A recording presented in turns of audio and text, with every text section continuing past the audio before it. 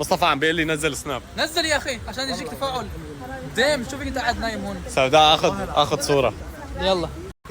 انا الوحيد اللي ممكن المحاشي ما حدش مدي فيه. اسمع من وين جايب جرين سكرين هاي بالله؟ بكره بغلط 4 مرات خلص لا تسمي فيها يا زلمه. اسلام وقف هون. اعمل لك ريموف باك جراوند.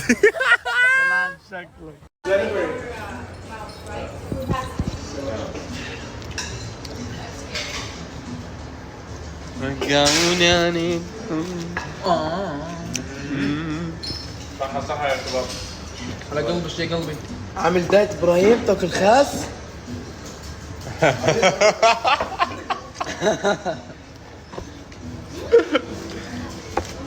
انت صايم بكره انس؟ اكيد بشرب مي.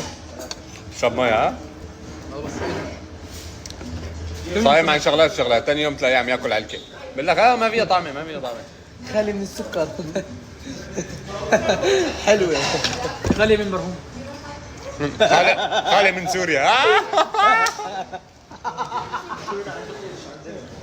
مبدئيا انس بضحك. خالي من دمشق. خالي من اللاذقيه. خلص يعني حكيتها نكته. بس اول شيء كانت حلوه. خالي من لبنان. خلي من وين يا ابني فين المعالم؟ شباب حاشا الله باقي 10 دقائق. باقي 10 دقائق لحتى يقدم. ليه ما تاكل ليش؟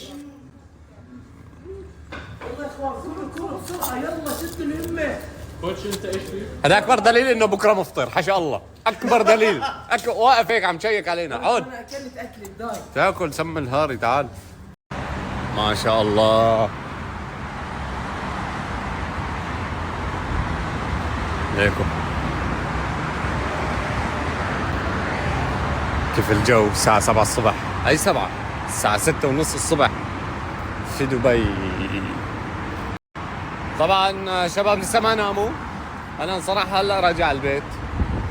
صلينا شوي وخلاص يعني ايش في كده كفاية يعني. يجي نوم والله مش عارف كيف حوصل على البيت. الله أنا فيني عطش وجوع مش طبيعي.